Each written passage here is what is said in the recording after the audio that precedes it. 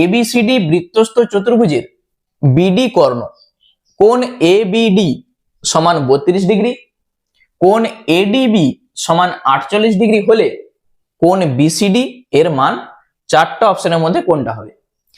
তাহলে একটা বৃত্তস্থ চতুর্ভুজ আমরা যদি অঙ্কন করি, দেখো একটা বৃত্তস্থ চতুর্ভুজ, এই বৃত্তস্থ চতুর্ভুজের এটা এ, এইটা বি, এইটা সি আর এটা হচ্ছে ডি।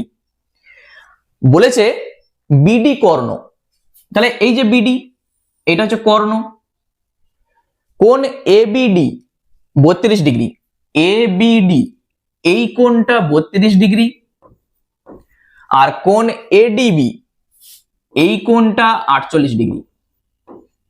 আমাদের চাইছে কোণ বিসিডি এর মান, মানে এই কোণটা কত ডিগ্রি সেটা আমাদের চাইছে।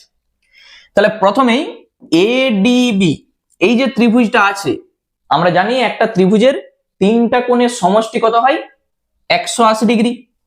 তাহলে তুমি যেটা করবে 180 ডিগ্রি থেকে এই দুটা কোণ বাদ দিয়ে দাও, 48 আর 32, তাহলে যেটা পাবে 180 ডিগ্রি মাইনাস 80 ডিগ্রি হয়ে যাবে 100 ডিগ্রি।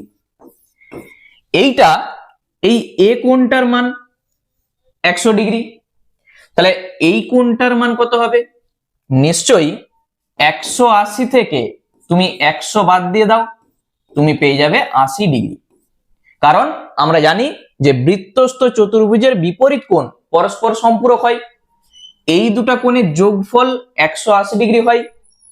এইটা যদি 100 হয়ে যায় তাহলে এইটা কত হবে? নিশ্চয়ই 80 হবে। তাহলে চারটা অপশনের মধ্যে অপশন সি হয়ে যাবে সঠিক অ্যান্সার।